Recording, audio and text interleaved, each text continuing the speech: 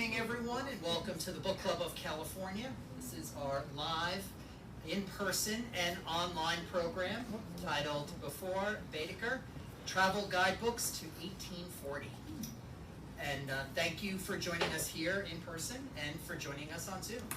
My name is Kevin Kosick, and I'm the Executive Director for the Book Club of California, and it's my pleasure to host the meeting, the presentation this evening. We have quite a lot of people joining us on Zoom. I think it's close to about 200 people on Zoom.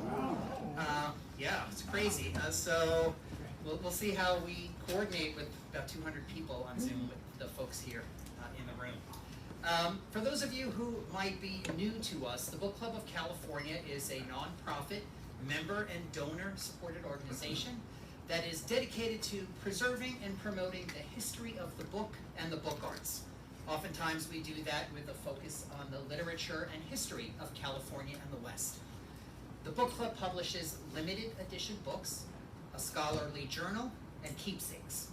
We host a year-round series of programs and exhibitions like the one this evening on topics including fine printing, design, typography, bookbinding, collecting, and much, much more. Now, if you're not a member, or if your membership has lapsed and you are interested in what we do, please consider joining our century-long tradition. Our membership dues are modest, but the benefits are many, and we simply can't do the work of the book club without our members and our supporters. So I encourage you to visit us online at bccbooks.org to join or donate to the Book Club of California. And now for tonight's program and our presenter. Before Baedeker, Travel Guidebooks to 1840 by Bill Newlin. Bill Newlin published his first travel guidebook to China in 1983 and has been the publisher of the Moon and Rick Steves series for 30 years. Some years ago, he began collecting early travel guides, and his collection now includes more than 800, primarily in English and French, from 1600 to 1939. Tonight, Bill Newlin will be talking about the Baedeker Era of travel guides. Now, the late 19th century has been labeled the Baedeker Era after the famous series of compact, bright red travel guides published simultaneously in German, English, and French.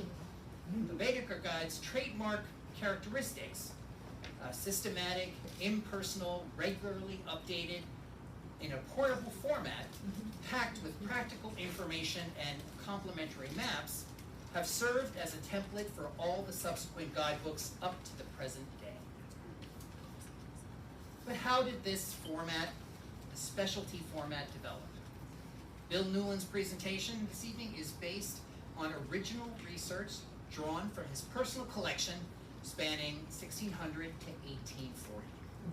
Tonight, he will trace the evolution of early travel guides, beginning with the itineraries of Italy and France, written by and for tutors escorting young noblemen on the grand tour, up to the emergence in the 1820s of the arguably the first professional travel writer, the redoubtable Marianna Starke.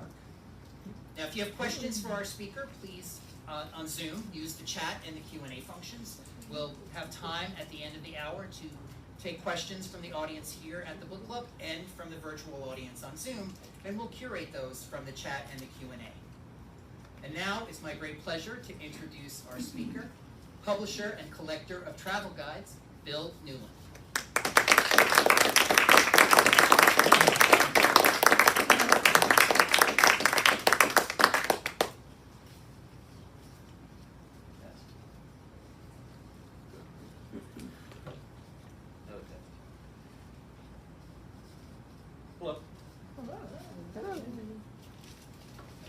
The Franco-Prussian War of 1870 was short and decisive. A microphone?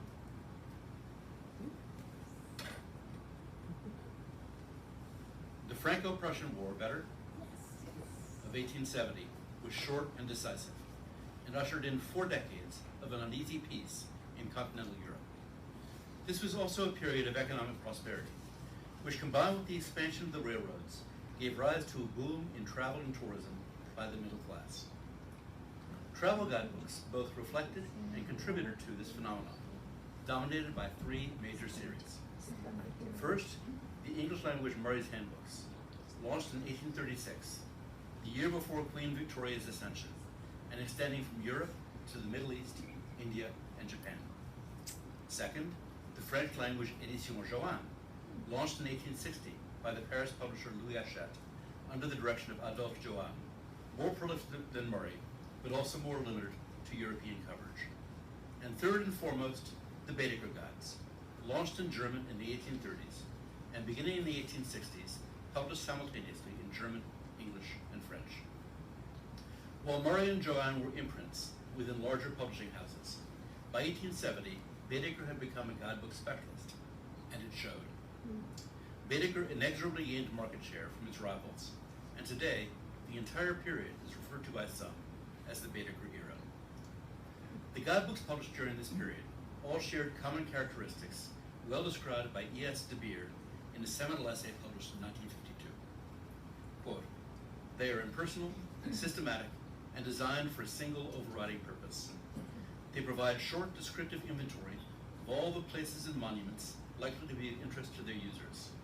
These inventories are arranged topographically by lines of approach."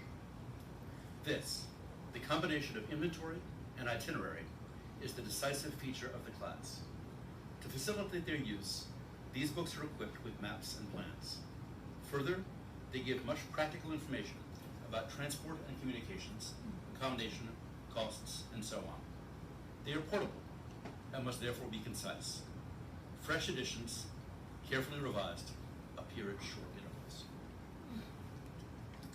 Here's an example of what this looked like in practice, taken from the famous and only edition of Baedeker's Russia, published in 1914.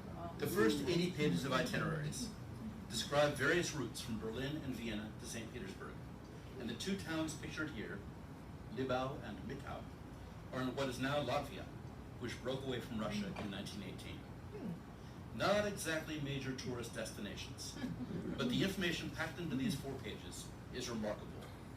Historical and commercial background, sights and entertainment, transportation connections, hotels and restaurants, consulate, churches, and post offices, and of course, the trademark maps. Here's the other 2 pages. Notice the use of 2 different font sizes, as well as small caps, italics, and the occasional Cyrillic. Only the general descriptions are written in sentences. The practical information is highly abbreviated to save space. Open any guidebook from Rick Steves or Fodor's or Lonely Planet today, and you'll find the coverage and format are very similar to what you see here. Not everyone travels with a guidebook, but those who do have very specific expectations that we who publish them endeavor to meet. But this robust and sophisticated format didn't emerge spontaneously. It had to be developed by trial and error over approximately 2 centuries. This evening, I'd like to trace that development, beginning in the early 17th century with the aristocratic ritual known as the Grand Tour. The Grand Tour was a rite of passage for young noblemen, generally taken shortly after they turned 21. There are records of expeditions as early as 1600 and as late as 1800, but the high period was 1650 to 1750. The object of the trip was to spend time in Italy, which involved the considerable challenge of crossing the Alps. It was necessary to bring your own horses and carriages, and these were very difficult to replace. Solid planning and equipment were essential, and most Grand Tour parties were led by a multilingual, experienced bear leader, generally a tutor who had made the journey at least once before. A typical journey would take at least a year, passing through Germany on the way down and France on the way back, so as to appear sophisticated in Paris. There was a more or less standard route that included layovers of 2 to 4 weeks in key cities on the way, including Amsterdam, Cologne, Munich, and Geneva, and longer stretches of 1 to 2 months in Turin, Venice, Florence, Naples, and of course Rome. Oh. Kevin? Yeah. Not moving.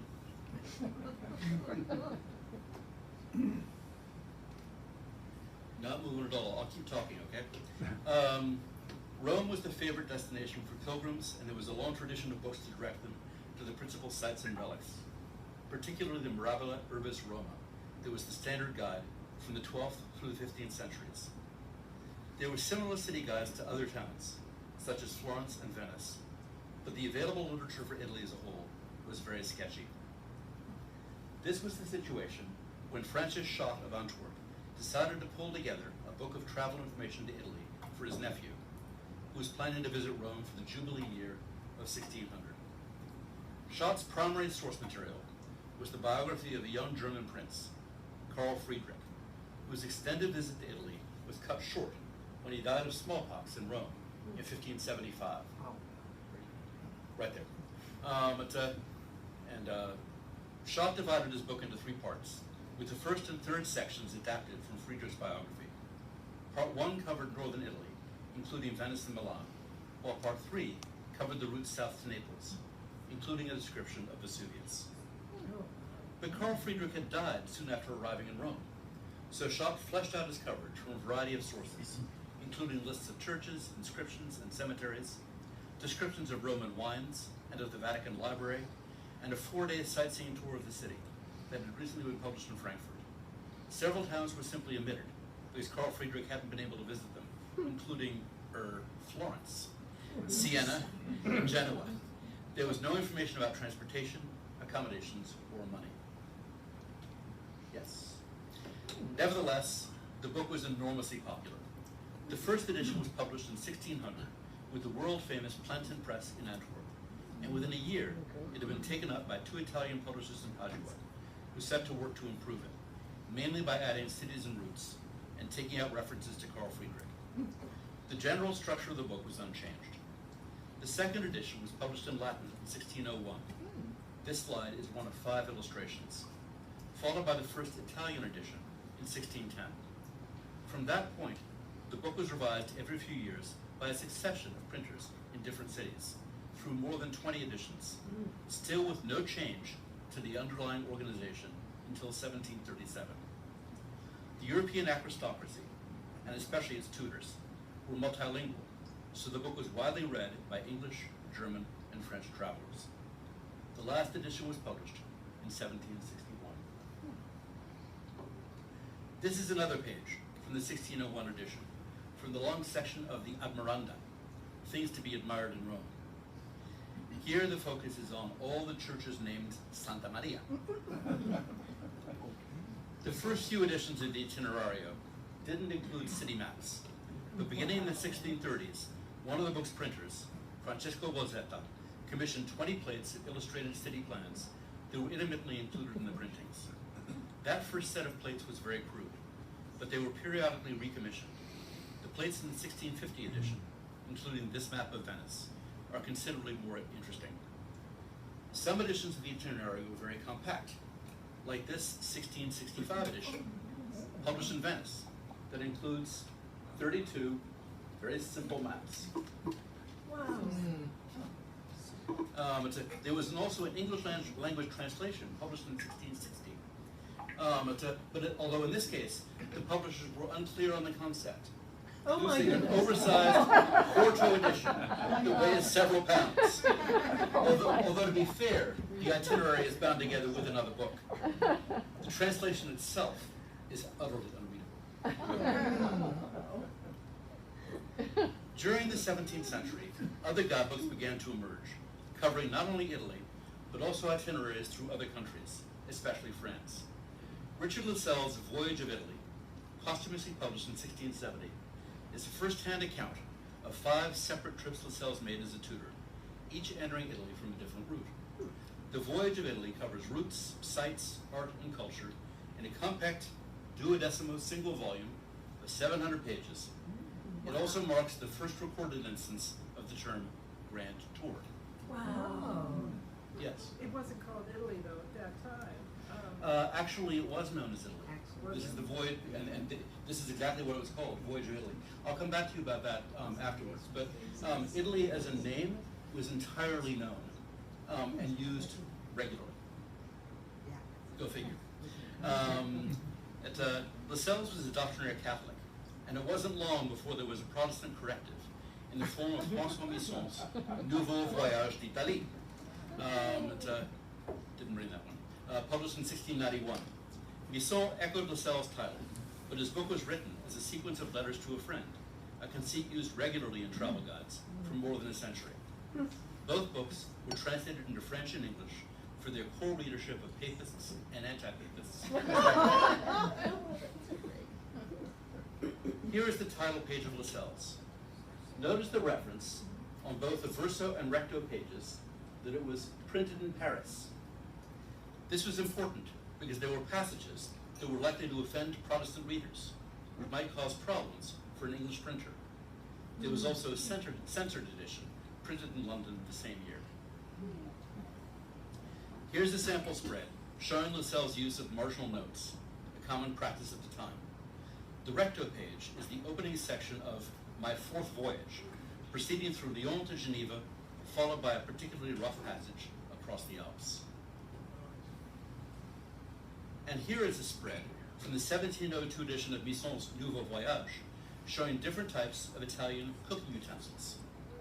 Misson's book is full of such illustrations, mainly depicting monuments and local costumes, but also insects, ladders, and anything else that caught his fancy. But no maps or city plans. But traveling to Italy was a major undertaking, and this period also saw many noblemen satisfied with traveling closer to home, especially through France. A trip to France didn't necessarily require a bear leader, which may account for the large number of guidebooks aimed directly at the noblemen themselves, like this 1699 edition of Le Gentilhomme Étranger, or Foreign Gentleman's Guide to Traveling Through France, a title we'll hear again. The next major addition to the canon was Thomas Nugent's The Grand Tour, first published in 1749. More systematic than earlier guidebooks, Nugent provides extensive coverage of Holland, Germany, Italy, and France, one volume apiece, following the most common Grand Tour itinerary. Each volume begins with chapters on the target country's geography, politics, trade, demographics, transportation, currency, weights and measures, and so on. There are also 4 to 5 page descriptions of major towns and detailed itineraries of possible routes. Nugent also included brief coverage of another 10 countries, from Portugal to Russia, but notably excluding Switzerland, which is still a few decades away from achieving its status as the playground of Europe. Still no maps, however, since Nugent argued that small maps would, quote, rather mislead than instruct the reader, and suggested that travelers should use larger maps that could be transported by rolling them upon round sticks. Nugent's book was sufficiently popular that he published a second edition in 1756. This proved to be spectacularly poor timing, however, since it coincided with the outbreak of the 7 Years' War between England and France that effectively precluded most English civilian travel to the continent. It has been argued that the 7 Years' War marked the end of the Grand Tour. At the same time, by temporarily squelching an emerging interest in foreign travel, the war gave it an air of forbidden fruit that made it more desirable than ever. One writer who encouraged this sentiment in England was Lawrence Sterne, whose serialized novel, Tristram Shandy, had made him a literary celebrity. The first 6 volumes of Shandy were published in rapid succession from 1760 to 62, before illness interrupted Sterne's progress, resulting in a 3-year gap before Volume 7 appeared in 1765. Volume 7 is set in France, which Sterne had visited for health reasons, a common excuse to flee cold, damp England, evading the restrictions of English travelers by attaching himself to a group of Italian diplomats. Sterne used a guidebook on his journey, not Nugent's Grand Tour, but the 1755 edition of Le Voyage de France by Jean-Aimar Pigagnot de la Force, who is also the French royal historian. It's an excellent book that includes clear and detailed fold-out maps, like the one pictured here, showing the route from Paris to Calais and Dunkirk. Even so, Sterne devoted several pages to satirizing de la Force's description of Calais, poking fun at travel writing's natural tendency to enthusiastic hyperbole. There were a few other early guidebooks with fold-out maps, most notably the Itinerary Italiano, revised regularly in Florence and Milan, in both Italian and French editions in the early 1800s. But most publishers avoided maps because of the expense. Until Baedeker demonstrated they were indispensable. These are really nice long fold-out maps. Returning to Sterne, his final book after Tristram Shandy is also about travel, written in provocation over Tobias Smollett's 1766 travels in France and Italy. Smollett was a bad-tempered and xenophobic traveler, and in 1768, Sterne published a Reichpost, a sentimental journey, that skewered Smollett mercilessly, naming his character the learned smell fungus, and accusing him of traveling with, quote, spleen and jaundice. Every object he passed by was colored and distorted. Smollett's rigid Anglocentrism was a useful foil to Sterne's idealized sentimental traveler, inquisitive, resilient, and receptive to serendipity. Near the beginning of his sentimental journey, Sterne proposes a taxonomy of travelers. Idle travelers, inquisitive travelers, lying travelers, proud travelers, vain travelers, splenetic travelers, travelers of necessity, delinquent and felonious travelers, unfortunate and innocent travelers, the simple traveler, and last of all, if you please, the sentimental traveler, meaning thereby myself. Sterne often used dancing as a metaphor for traveling, and his attitude is well captured in this illustration from a later edition of A Sentimental Journey. And because he was such a major influencer of the fashionable set in London, it's safe to say Sterne was instrumental in stoking the 25-year boom in international travel among the middle class following the 7 Years' War. Sterne and Smollett's mode of travel was far removed from the extravagance of the Grand Tour, where young swains on their gap year would take fencing lessons in the palaces of their peers. Our men of letters frequented the inns and public houses of the French bourgeoisie, occasionally sightseeing when the grander establishments were open to the public, but often thwarted by transportation, or by weather or transportation snafus. And yet, they were considered gentlemen, a term that was coming to encompass a wide swath of the post-industrial middle class. And in 1766, the same year Smollett's Travels was published, a new kind of travel guidebook announced itself to the world. The title page was quite length. This picture is of the third edition, but the first edition title page is nearly identical. The Gentleman's Guide on his tour through France. Remember Le Gentilhomme Étranger?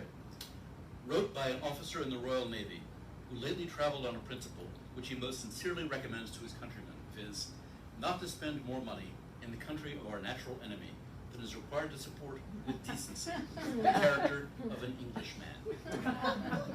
The anonymous author, since identified as Philip Plaistow, called his book, quote, the first attempt of the kind that has ever appeared in print, by which he meant the first guidebook to focus on practical economy, a precursor to Arthur Farmer's Europe on $5 a day. The first edition did not have a singular publisher, but several, as was customary for midlist books at the time.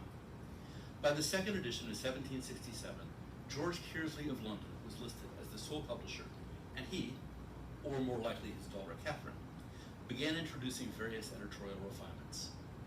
Whereas Plaistow's first edition was essentially an extended essay full of casual advice and anecdotes, later editions included a table of contents, expanded headings and subheadings, distances at the beginning of every route, more coverage of popular destinations such as Versailles, fewer digressions on the philosophy of travel, and a fold-out country map.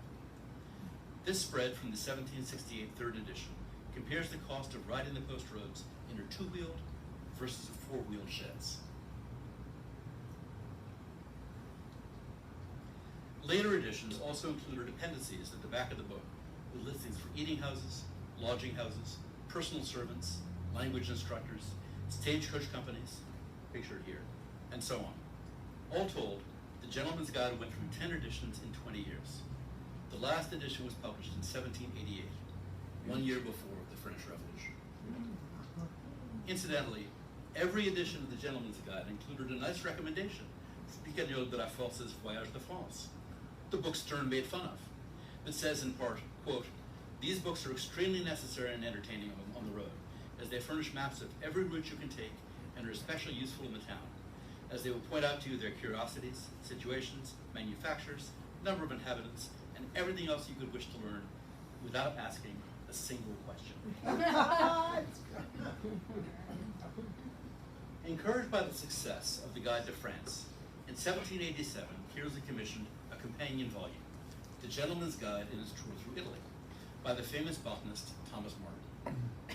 This page illustrates the complications of using various currencies in Italy, with exchange rates varying from town to town. For Rome, Florence, or Venice, crowns and sequins; Neapolitan onzas and ducats; Piedmont pistoles; Genoa livre, not recommended outside of Genoa; and of course English sterling and French louis d'or. The page on the left shows an important development. In the 1791 second edition of his Italy Guide, now renamed The Tour Through Italy, for reasons unknown, Martin included complete lists of paintings, room by room, in various museums and palaces, marking the ones he considered most important with an exclamation point, as he does here with Rembrandt 8 lines down. This is an obvious predecessor to Baedeker's and later Michelin's star system, and while there are other early instances of the practice, I believe this is the first. The page on the right is the list of guidebooks that C and G Kearsley, there is daughter Catherine, had in print at the height of the travel boom. But British travel to continental Europe was interrupted by the French Revolution in 1789 and the Napoleonic Wars that followed, a caesura that lasted a quarter century. The next chapter of travel guidebook history will be written in French. The late 18th century saw the establishment of the most significant travel guidebook writer and publisher until Murray and Baedeker, Hans Augustus Ottogar Reichardt. After an early career as a theater director, in 1784, Reichardt published a Handbuch für Reisende aus allen Standen, Handbook for Travelers of All Ranks, a multi-country single volume that combines the breadth of Thomas Nugent with the populism of Philip Plaistow. Reichardt states in the preface that he personally traveled in France, Germany, Switzerland, and Lombardy. For the rest, a dozen countries stretching from Portugal to Russia.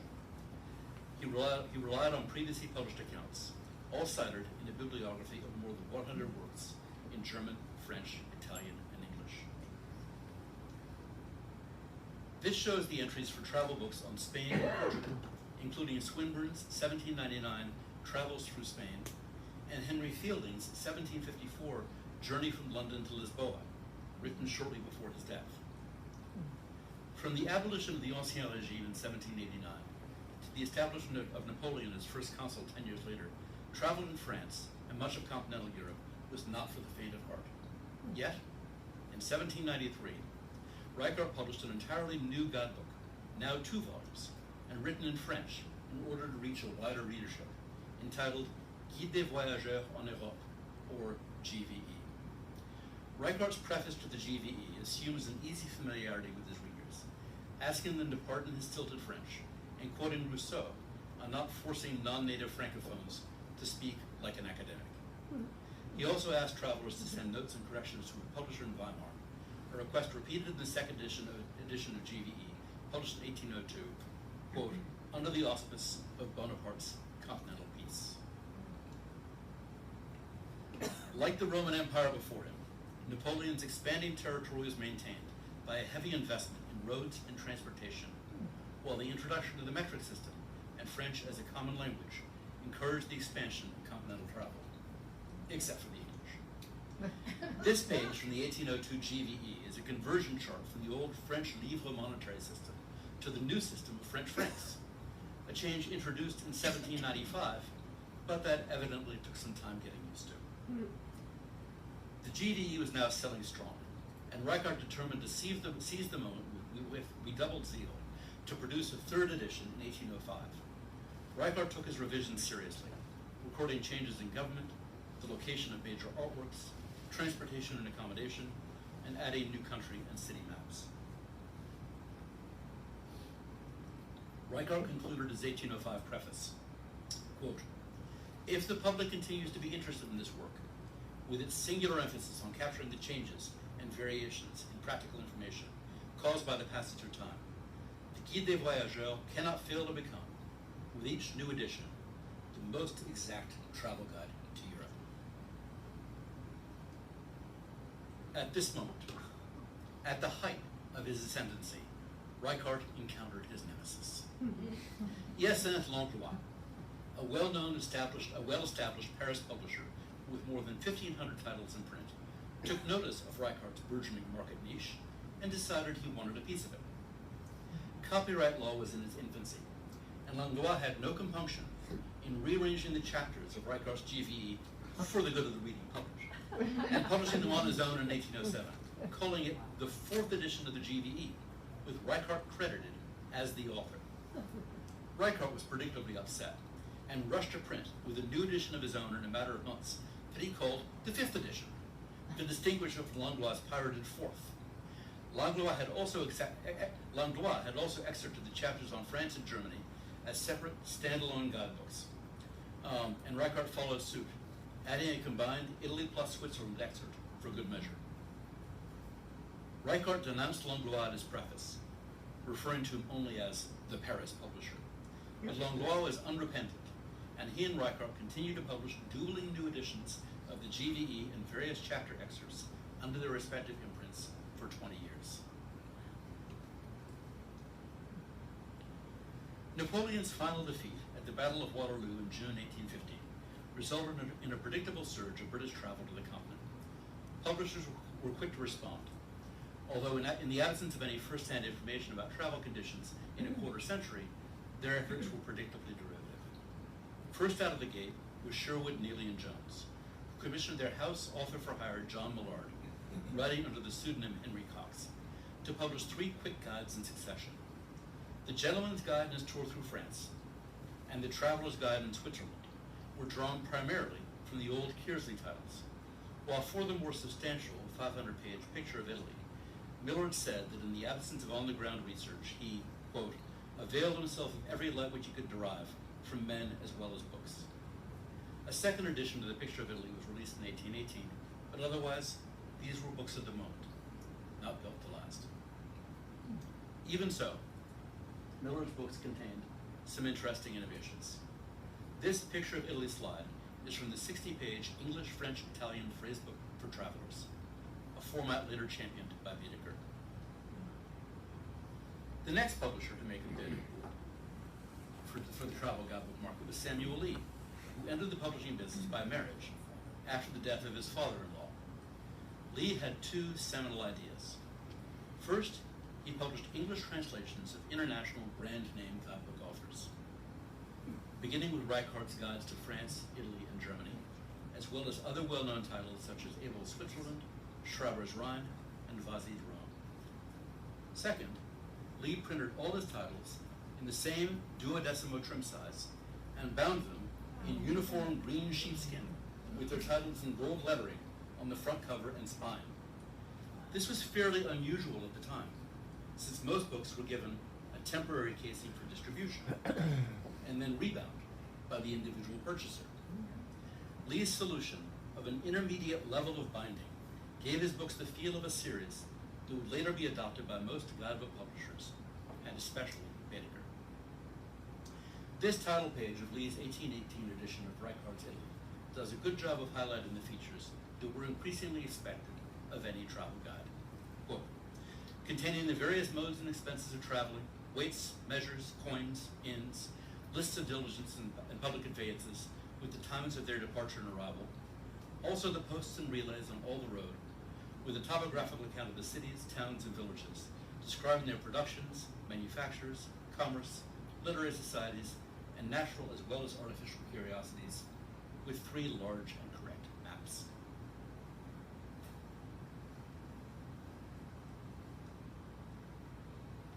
By 1830, Lee had an active title list of more than a dozen guidebooks, along with several maps and phrase books, usually listed in the back pages of the guides. But sales weren't enough to cover expenses, and in 1831, Lee slit his throat. His sons continued to publish for a few years afterwards, but the case was hopeless. Recycling translations of outdated travel information was no longer enough.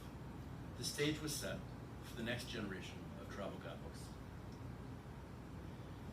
One factor in Samuel Lee's demise was surely the Galignani juggernaut in Paris. The Galignani family had been in the book publishing business for centuries. Their first title was a Latin grammar, published in 1520 in Venice. In 1801, Giovanni Galignani left Venice for Paris, where he opened a bookshop and reading room.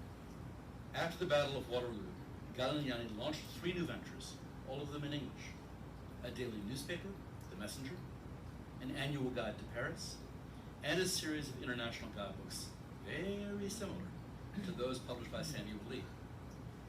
Galignani made no pretense that his travel guides were based on original research. This title page to Galignani's Switzerland announces itself as a compilation from the much esteemed works of Abel and Cox, with valuable additions from the observations of recent travelers. So while Galignani's guidebooks were clearly part of Lee's problem, neither were they the solution, although note the use of the publisher as brand name rather than individual authors. Galignani's real significance lay in his partnership with a remarkable woman, about which more in a moment. But first, a quick coda to the saga of H.J.O. Reichardt. After 20 years of battling with Hyacinthe Langlois, Reichardt finally laid down his notebook. His last guide to France was released in 1823. That same year, a Catholic seminarian-turned publisher, Jean-Marie Vincent Audin, published a guide to France ostensibly edited by J.B. Richard, soon followed by guidebooks to Switzerland and Italy. Audin was evidently playing on the pronunciation of Reichardt in French, inventing a fictional editor that many assumed was the original Reichardt, Richard. At the same time, Audin proved to be a keen hand with the format, as all 3 of his guidebooks quickly overtook both Langlois and the venerable Milan-based Itineraries d'Italie. Langlois fought back with a new series of 6 titles, published simultaneously in 1828, the Portatif, or portable guides, with illustrated covers. This was quite an innovation, since there are some who claim that the first pictorial covers in English appeared in 1834. All early pictorial covers were printed on yellow paper overlaid with line drawings. In any event, it was too little, too late. Audin pronounced his invented character, Richard, dead in 1828, the same year as the death of the actual Reichardt, but continued to use Richard as a brand. He also appropriated the yellow covers, as with this Richard France edition of 1835, as did Carl Baedeker, whose famous yellow Biedermeier covers, used on his German and French editions in the 1830s and 40s, are still highly prized. Audin sold the Richard guidebook series in 1836 to his fellow publisher and neighbor Louis Maison, who applied the Richard travel brand to more than 24 titles before reselling the series to Louis Hachette, who wanted to sell them in railway kiosks. Hachette Guides to France, with Richard on the cover, were appearing as late as 1876, more than 90 years after Reichardt's original Handbuch.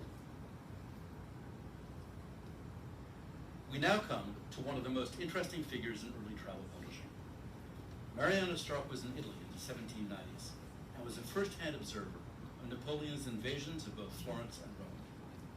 In 1800, she published a book called Letters from Italy that was mainly about her witness to history, but also included a 150-page appendix of travel information that earned it a loyal following.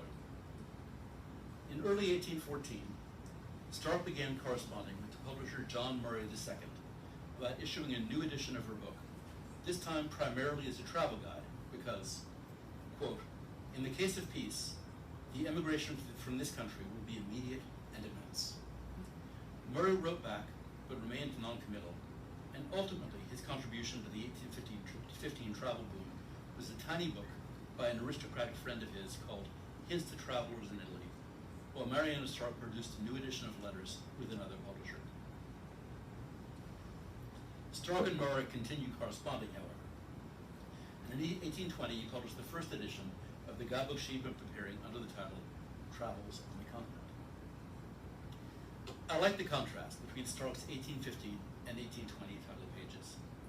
Letters from Italy leads off with the political content, then quickly pivots to the new travel material, including the matchless works of art, which still embellish Pisa, Florence, Siena, Rome, Naples, Bologna, Venice, etc., and is Starke's advice for traveling economically, especially for, quote, invalids and families who may wish to avoid the expense attendant upon traveling with a courier. Travels on the continent get straight to the point, written for the use, no particular information, of travelers. Starke was often running, and over the next 20 years, she produced 10 editions of her guidebook. At one point it was renamed Information and Directions, then changed permanently to Travels in Europe, maintaining a focus on first-hand, accurate information that set her apart from her competitors. In one sense, Starke's guide was a throwback to the Grand Tour, since although Europe was in the title, 80% of the content was about Italy. But she was also writing for a new kind of traveler, intellectually curious, economically frugal, who would soon dominate the Victorian landscape. Starke was a colorful character, who was sometimes referred to as Jack Starke, for her preferred costume of a man's hat and riding dress. She enjoyed hosting the occasional ball in Rome, and was proud of her aristocratic friends. She was also economically savvy, and understood that if she didn't join forces with Galignani to publish editions for sale on the continent, he would publish them without her anyway.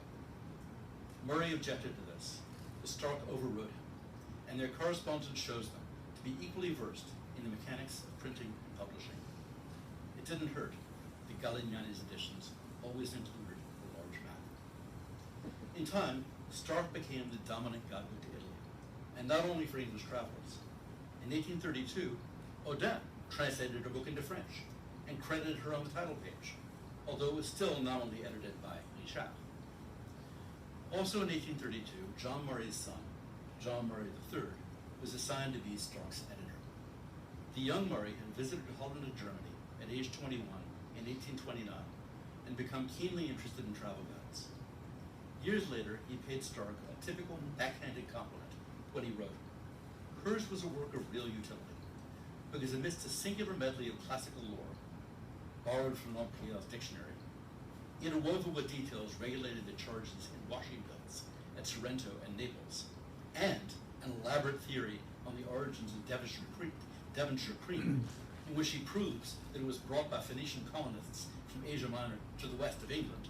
It contained much practical information gathered on the spot." Starke died in the saddle, as it were, on her way from Naples to Milan in 1838. She was arguably the first person to make a living entirely as a professional travel writer, and her association with the Murrays, father and son, was a significant part of her legacy. As the son and heir of a book publisher, John Murray III was quick to recognize the failings of the travel guides used during his first trip to Germany in 1829. They are often mere reprints of works published many years ago, Murray wrote, by no means corrected or brought down to the present time. Whether accurate or not originally are become, from the mere changes which each year produces, faulty and antiquated. Murray saw an opportunity and began planning to publish a category killer guidebook to Holland, Belgium, and northern Germany. He learned a great deal from Marianna Starke, not least when he offered her his travel notes and saw which ones she rejected. She found his comments about Paris uninteresting, and which she agreed to include in her book, especially those on Berlin.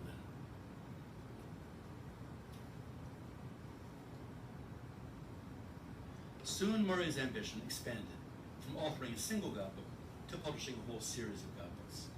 And when the first edition of his Handbook for Travelers on the Continent finally appeared in 1836, it included, on the left, an announcement for two forthcoming titles, to southern Germany and Switzerland. As usual, the title page signals the main lines of emphasis, to wit, quote, descriptions of the principal cities, their museums, picture galleries, etc., the great high roads, and the most interesting and picturesque districts.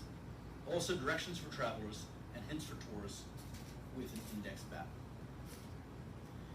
Those great high roads were one of Murray's core organizational principles, with coverage following the post roads from city to city, such as Calais to Brussels, London to Antwerp, Antwerp to Rotterdam by land, Antwerp to Rotterdam by water, and so forth. The first edition of Travelers on the Continent covered 109 different routes, many of which had not been previously recorded in any guidebook, and all of which had been personally researched by Murray and his volunteer army of peripatetic friends. Murray's other central precept was to confine himself, quote, confine himself to matter-of-fact descriptions of what ought to be seen at each place, and is calculated to interest an intelligent traveler without bewildering his readers with an account of what may be seen. This was to become central to the Murray brand promise, since middle-class Victorian travelers were educated but not cultivated, and were anxious to be told what sites or artworks should be stamped in their cultural passports. In fact, ever since John Murray II's correspondence with Marianna Starke, father and son had been eyeing the travel market, and during the 1820s and 30s, they had published a wide range of one-off travel guides to many destinations in Europe, a baker's dozen of which are listed on the inside front cover of the first edition of Travelers on the Continent on the left. Starke's Guide to Italy is listed first, of course, followed by JM3's new handbook, and then a mishmash, including A Year in Spain by a Young American, and the strong-selling Diary of an Invalid. 4 years later, in 1840, on the right, the top of that list was dominated by the handbook series, including titles covering Northern Europe, Denmark, Norway, Sweden, and Russia, and the East, primarily Greece and Turkey, a clear sign the Victorian travelers were venturing beyond the Grand Tour. In 1843, John Murray II died, and JM3 took over the family business, obliging him to step away from personally researching his beloved handbooks.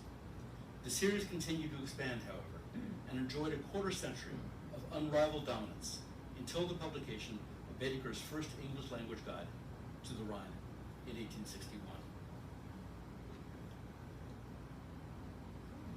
Murray's handbooks satisfied nearly all the conditions that E.S. de Beer deemed essential to travel guides. The combination of inventory and itinerary, practical information about transportation, accommodations, and costs, uniformly consistent format, portable, and regularly revised. The one exception was maps. True, most handbooks included either a large, fold-out index map or 2 or 3 interior maps to major destinations, but nothing like the cartographic extravaganza that accompanied every Baedeker. A glimpse of what might have been was provided by the publisher Charles Eugel in Frankfurt, who published an illustrations supplement to Travelers on the Continent in 1842. Based on the most significant of Murray's post routes, these maps are heartbreakingly beautiful. This spread on the slide covers the route from Koblenz to Luxembourg. And Koblenz was the site of Carl Baedeker's workshop. The end.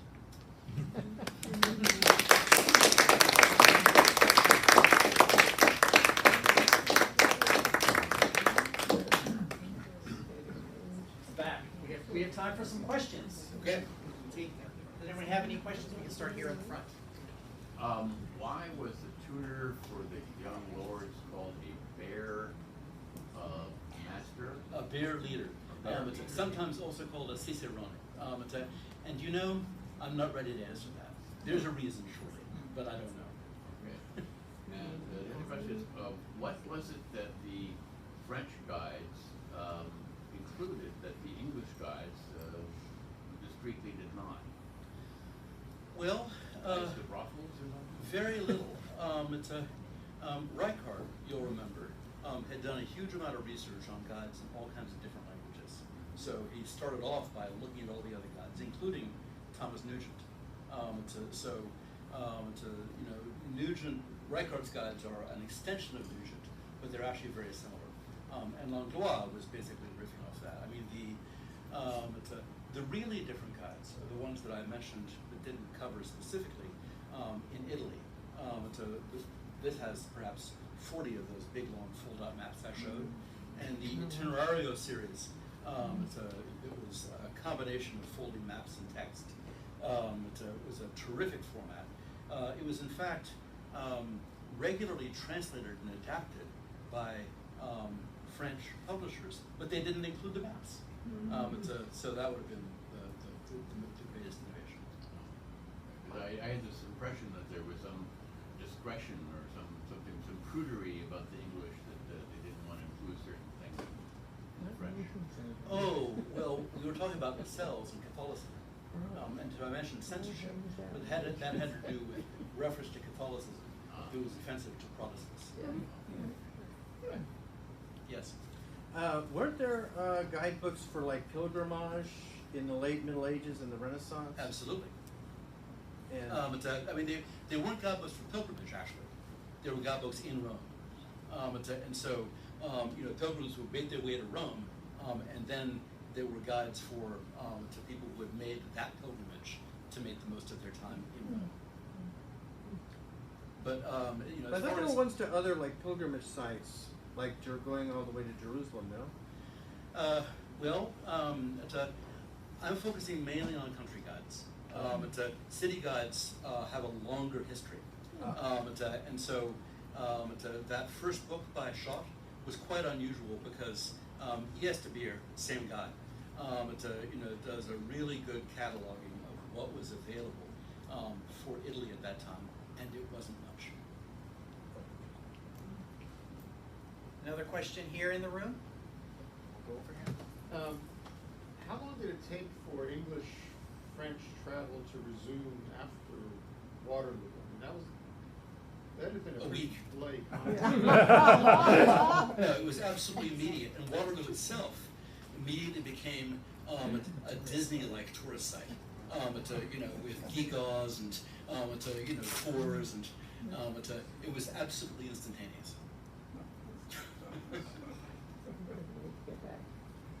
In the back? I'm fascinated. When did you begin collecting antique travel guides, and how did you meet Rick Steves? I had no idea. I thought his publisher was Moon, or I. Well, I am also the Moon publisher. You are? Yeah. Do you live here in the Bay Area? Or? I live in San Francisco, and our office is in Berkeley. And so I've been the publisher of Moon since '91, and I've known Rick since that same time, but I've been his publisher since 2000. And how did you get started collecting? Oh, a little serendipity here and there. I began doing it in earnest about 6 years ago. 6 years ago. So there is a question on Zoom. Are all the books that are illustrated in your presentation in your collection? Yes.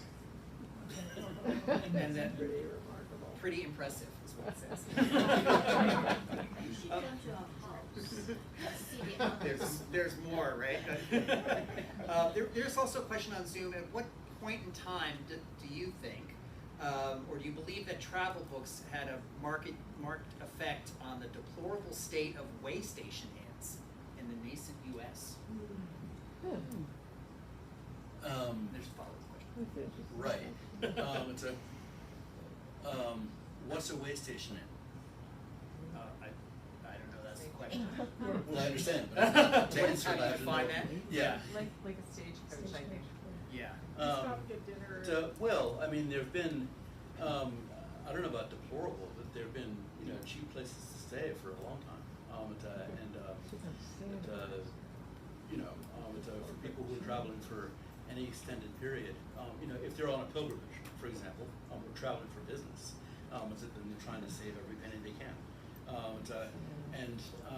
don't think travel guides would have had much to do with that at all.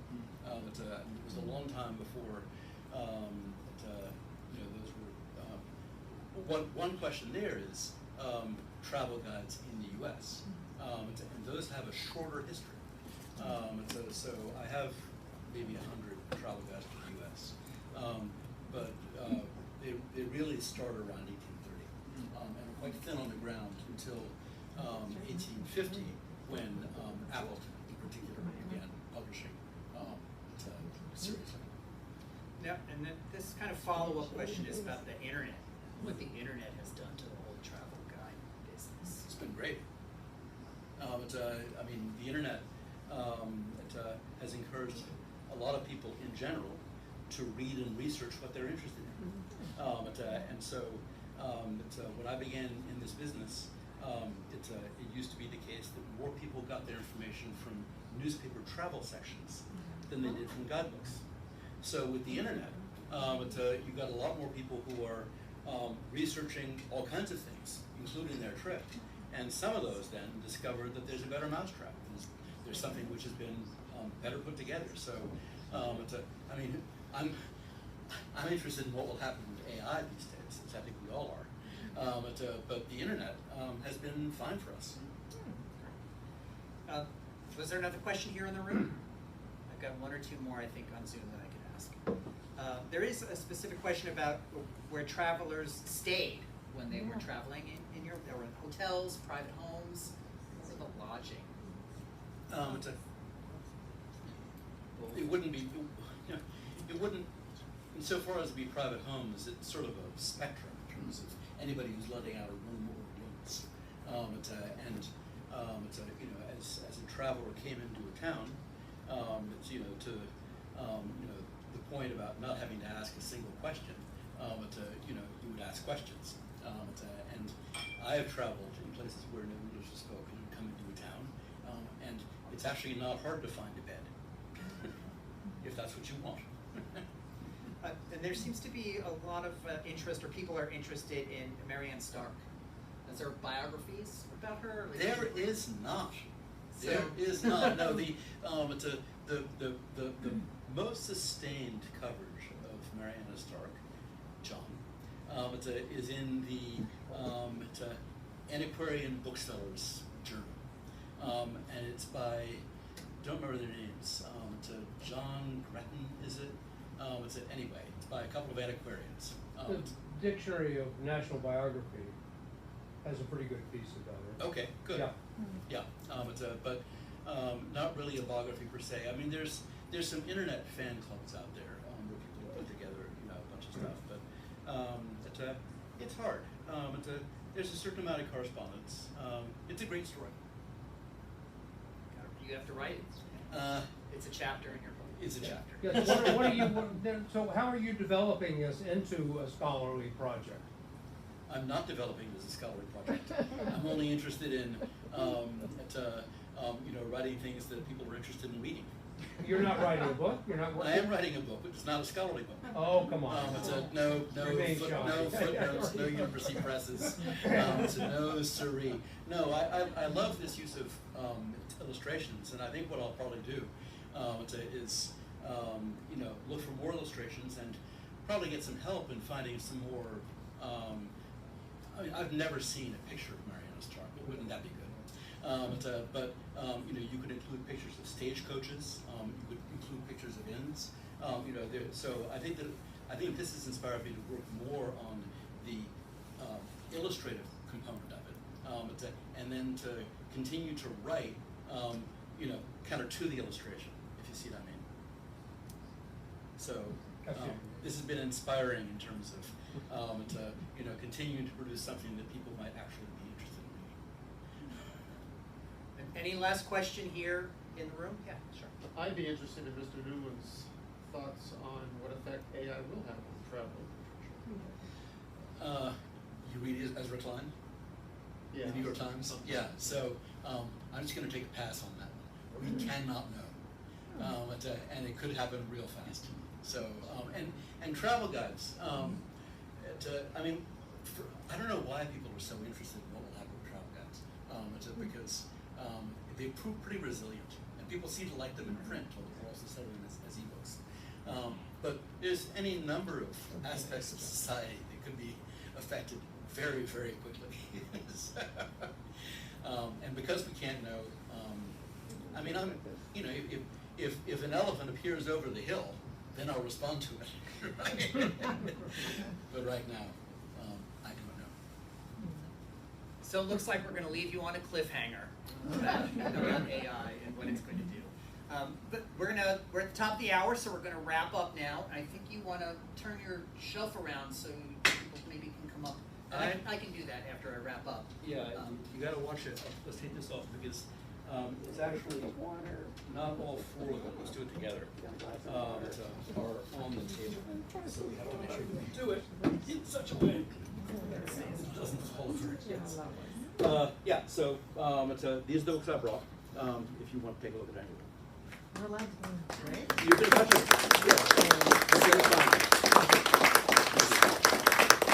So a big thank you to our presenter, Bill Newlin, and to you for attending this Book Club of California program.